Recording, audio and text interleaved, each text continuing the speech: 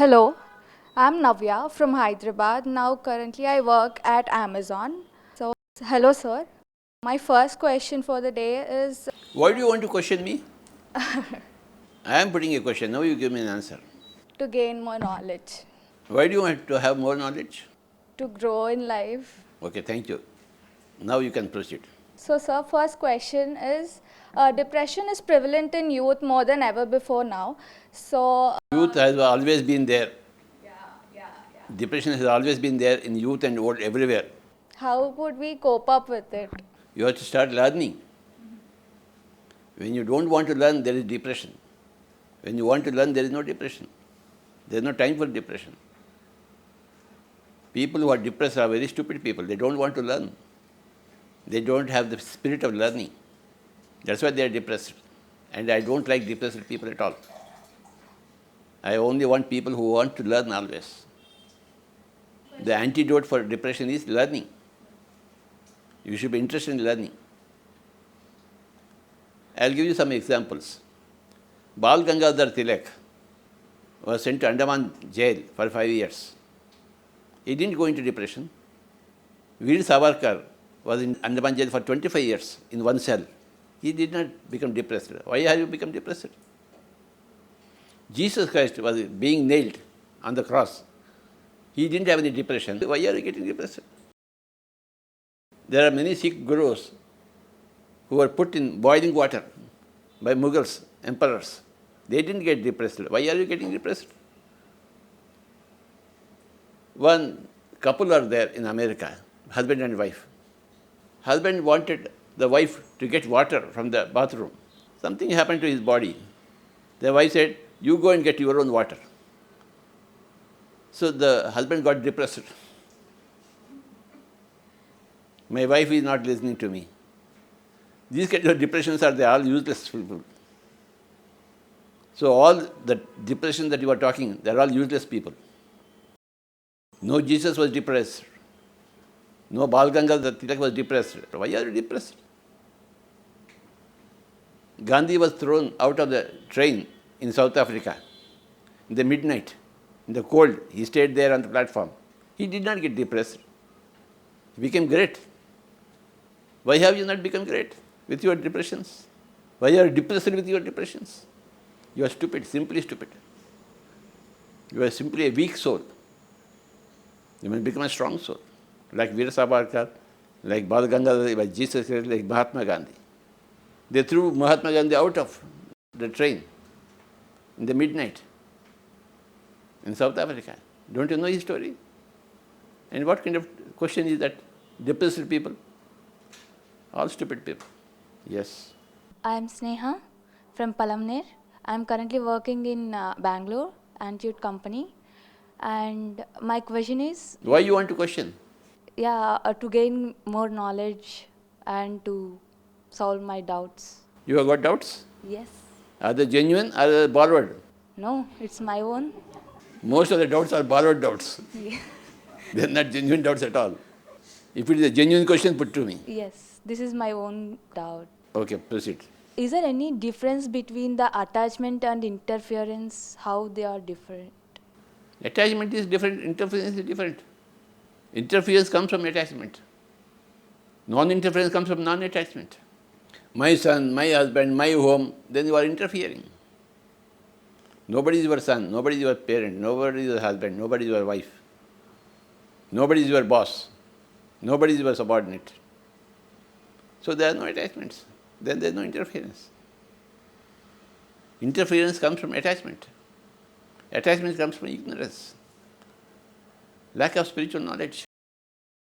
When you don't know what is spirituality, when you know only materialism, you are attached. You got attachment.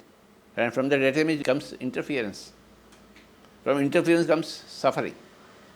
Everybody is suffering. The Buddha said the whole world is in dukkha. That is the first noble truth. He saw the whole world, everybody is in dukkha. Everybody is in suffering.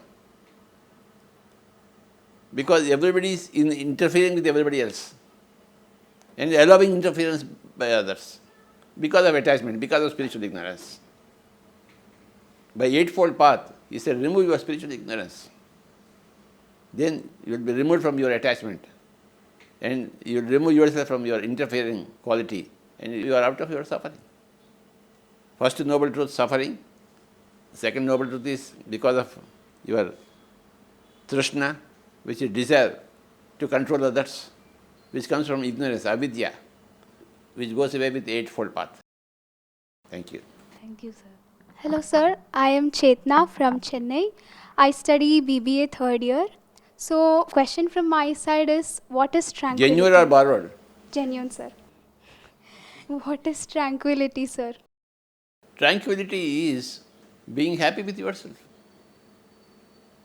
If you want to put a question, you must be happy with putting a question. If you are not happy with putting a question, you must not put a question. That happiness is tranquility. If you want to speak, you must speak. Sometimes you don't want to speak. When you want to do something and when you do something, you get happiness. That happiness is tranquility. You want to do something but you don't do that thing. You are not happy. You are not tranquil. Whatever you want to do, see, everybody has got something to do, some want to do. He must do that. When you do, somebody wants to speak.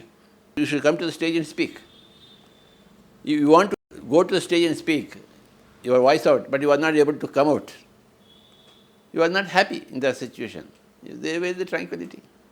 But if you want to speak, then you come onto the stage, then you speak, whatever may be your point of view, present it and go away. You are happy. That happiness is tranquility. The lack of happiness is lack of tranquility. And that happiness is doing whatever you want to do, whatever it is. Sometimes you want to speak, sometimes you don't want to speak. Sometimes you want to think, sometimes you don't want to think. Sometimes you want to see others, sometimes you don't want to see others. So, whenever you go along with your want, you get happiness. That happiness is tranquility. Thank you so much, sir. Amazing. Namaste, sir. My name is Yashwant. I'm currently working at Chennai. So, my question is based on the experiences I'm currently dealing with. So, my question is about spiritual parenting. To be accurate, sir, I need to know the difference between interference and upbringing. Okay, for example, I have a baby niece or a nephew who do things according to their will, who are not yet aware of the worldly matters. For instance, say my niece is playing with my pet dog, okay, which seems to be harmful to the dog, and the dog will react violently when done so. But if I stop my niece from doing that, will it be called interfering? Protecting others from possible hurt or harm is not interference. Some blind fellow is crossing the street and you have eyes, you should go and help him. Is that interference? That is helping. That is not interference. We are asking you not to interfere. We are not asking you not to help. That blind man is going, he will be happy to have a hand. You fell in a well. You are not able to reach the wall. You are seeing up, somebody is seeing from above. Will you not give a helping hand? Hey, come up out of the well. Is it interference? That is helping. We should help everybody, but we should not interfere with anybody. There is a huge difference between help and interference. All the parents, they interfere. Hey, you must marry that fellow. You must wear this kind of shirt. You cannot do that work. You cannot come late in my house. There are so many things, stupid things, which are not helpful. They are actually harmful. Interference is harmful, it's not helpful. But help is help. You help a blind fellow. And when a child, a toddler, is going towards a fire, the mother runs and stops the child. Is it interference? It is helping the child not to go to the fire. The child does not know. The child is attracted by the fire. It wants to touch the fire, kiss the fire. So mother will run and save the child from going into the fire. Is that interference? No. We are asking you not to interfere. Helping is absolutely different. You must always help. Yeah, sir, I would like to just continue. Reminds me of a story which you said. A worm was passing through a main road, and a person was noticing the worm crossing the road, and the person at the same time also noticed a vehicle coming towards it. So he guessed that like the vehicle will run over the worm if it goes in the same pace, and so he stopped the worm from crossing the road. That's why he saved that worm from his point of view. Then after that question, the second part is, so when he got the answer from the Don Juan's teacher, he started putting the caterpillar again onto the road. He said, don't do it. He was again interfering. You already brought it away from the road. No, you keep it like that. Don't do any further action. That is the story. It's a very difficult question. When interference comes, when non-interference comes. Okay? You should be a very wise person. Use your common sense in every given situation to define what is interference, what is non-interference. Okay? A small baby going towards a fire, you stop that baby. But a Japanese saint who wants to end his body by burning himself, we don't have to stop him. It is his choice. He is an adult. We are nobody to advise him. He knows everything. He knows much more than what you know. How are you going to advise him? No. So the case is different. No two cases are the same. Okay. So every case has to be understood differently. And you must apply the principle of what is interference, what is non-interference in every given case. Thank you, sir. So, sir, how do we control our overflow of thoughts we get in daily basis? See, not only thoughts, their overflow of speech is also there. Overflow of movements is also there. Overeating is there. Oversleeping is there. All these things are over in a person who doesn't do meditation. He talks over, he thinks over, he sees over, he listens over, he moves over, he eats over. All this over business will vanish once you start meditating. All these over thoughts will go away. Over speech will go away. Unnecessary listening will go away. When two people are fighting, you want to listen to them. Why they are fighting, what they are fighting, why are you interested in their fighting? If you are a non-meditator, you are interested in their fighting. What's happening? But if you are a meditator, you are not interested in their fighting. You are doing meditation. You are conserving your energies. You are not wasting your energies. Thank you, sir. We know that if we are in attached position, like if we are interfering, something like that, like if we are in attached position, suppose one person will scold us. Rather than reacting, we respond to the person, right? So if we are in attached position, we will get such experiences. So if we are in detached position, if we are not attached to that person or something like that, do we get any experiences or any growth? There are experiences out of attachment, there are experiences out of non-attachment. There are experiences in the daytime, there are experiences in the night time. All are experiences. Every experience is welcome. Experiences from attachment are welcome.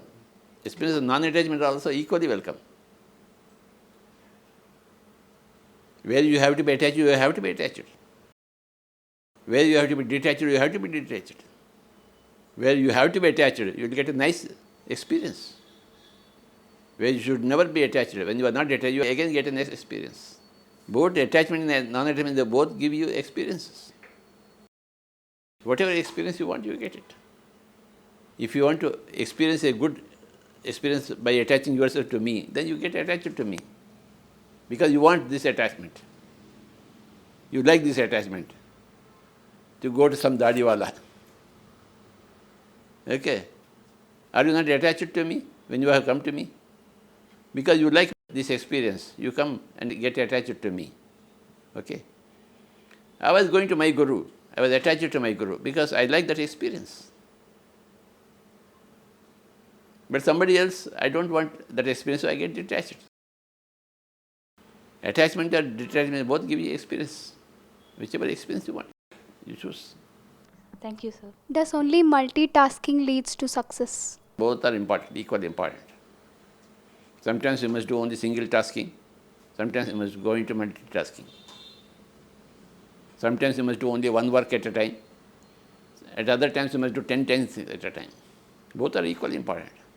Only single tasking will give you multitasking. First of all, you do single tasking, one thing at a time. When you become a master in that, then you can become a master in multitasking. Thank you, sir. This question is about clarity between resistance during interference. So recently you have told us in one of your messages that we should allow all the experiences which life gives to us. We should not resist to anything. If we resist to nothing, we exist completely. If we resist, then existence won't be present. See, this whole world is a world of paradoxes. Two opposite statements are relevant at the same time. What to do? Two opposite statements always become relevant at the same time. You must help and not help also. You must be good and not good also. You must interfere and not interfere also. All this is paradoxes. You must be ready for death and you must never be ready for death. Both are equally correct. Law of paradoxes. Every time you put the same question, I give an opposite answer. Be aware of that. And all my opposite answers are equally valid. Law of paradox. Right? What to do, Baba? We are stuck up in the paradoxical world. Okay? When you understand all the paradoxes, you are enlightened. When you are not able to understand the paradoxes, you are not yet enlightened. You have to be enlightened. Everything in life is paradoxical. Are you a man or are you a God? Both. Paradox. Are you a member of the family or a member of the society? Both. Everything is paradoxes. You understand the word paradox? Yes. Then no problem with you. So, sir, the question here is, like, I'm giving you a situation. So, you said it depends on situations, right? So, ourselves being a meditator, when a non-meditator, because of ignorance, is trying to interfere with our lives, are we supposed to resist his interference or are we supposed to accept his interference? There are two things. As Vivekananda said, Swami Vivekananda, in matters of opinion, swim with the current. In matters of principle, stand like a rock. If it is just a small thing, swim with the other fellow. Agree with the other fellow, even if it is stupid. But if it is a matter of major importance, you stuck with yours. Yes. Thank you, sir. So, sir, I've seen a recent interview in which you mentioned that plucking a flower is harmful. Yes, I agree, because it should fall in a natural way. But considering vegetables and fruits, when we pluck them, isn't that harmful? See, when you are eating a flower to quench your hunger, a cauliflower is a flower. But flower is a food. Food is essential for you. And the plant is food for you. If it is food, then you take the flower, or the leaf, or the stem, or the root. But if it is not food, why are you taking it? Doing for some puja? No. Plucking a flower for puja is wrong. Plucking a flower and eating it is right, if you are hungry. If you are hungry.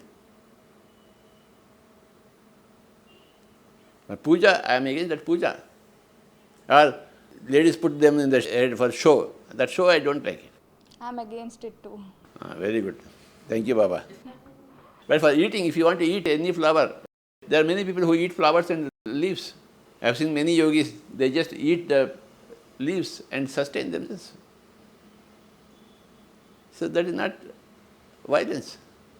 That is normal order of things. When a tiger is eating a goat, is it violence? It is normal for it. The tiger has to eat the goat.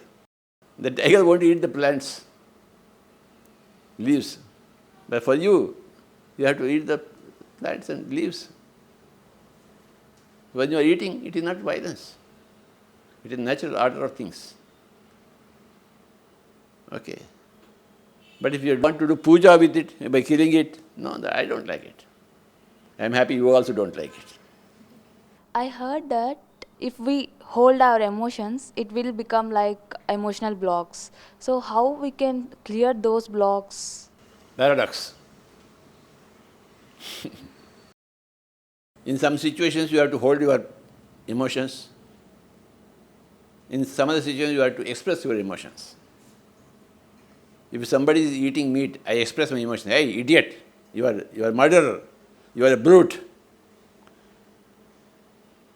Once I was being interviewed by some lady from America. over the phone a few years back. The interview started well. But in the middle of the interview, I got angry with people who are eating meat. She got offended, she stopped the interview. So I get emotional. Is it right or wrong? Great thing. Okay. Both right and wrong. Right from my point of view, wrong from her point of view. If you ask her, she will say, how can he yell out at people who are eating meat? Meat is proper for them. They want to eat whatever they want to eat. No.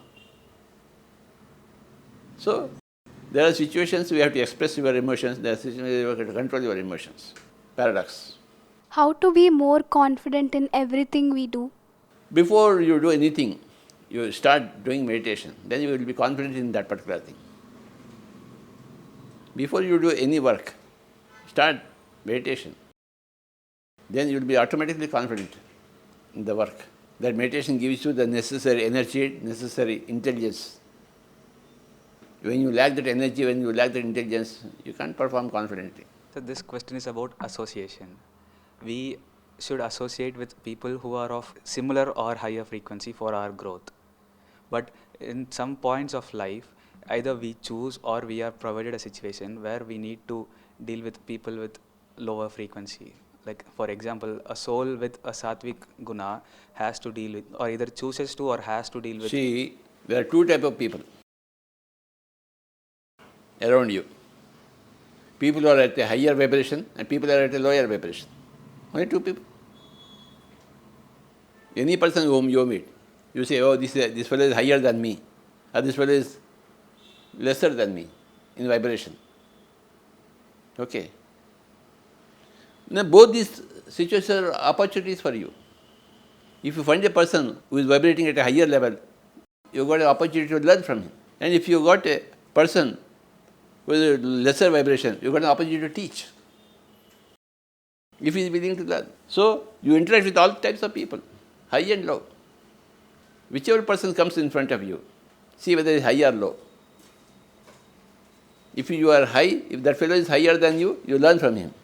If he is lesser than you, you try to teach him. When you teach, you learn. When you are utilizing your time properly.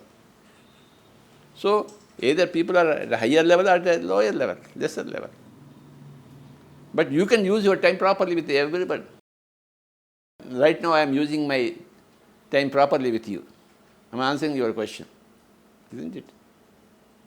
And when I am answering your question, I am learning myself. Teaching is the best way of learning. So you have an opportunity for learning, you have an opportunity for teaching, you have an opportunity for learning through teaching. Okay? Thank you, sir. So, sir, most of the time the truth is bitter and it's so hard to accept. And so, how will we. Truth is not bitter, truth is sweet. Untruth is bitter, sorry. Okay. Untruth is always bitter. Truth is always sweet. You must change your statement. Okay. But, sir, most of the time it seems to be bitter, though it is sweet. Right? So. It seems bitter from the point of the mind. It is sweet from the point of the soul. The mind is always against truth. That's why it says, hey, truth is bitter. But the soul says, truth is very sweet. Thank you very much. Thank you so much, sir, to spend this time and explain our doubts. Thank you so much. Did I trouble you a lot? Or you troubled me a lot? I think it's me troubling you. Or we combinedly troubled everybody else? Might be. The PMC is troubling everybody.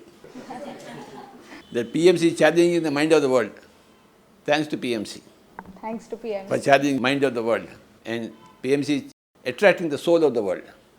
Challenging the mind of the world, but attracting the soul of the world. Jai Ho PMC. Jai Ho PMC. Thank you.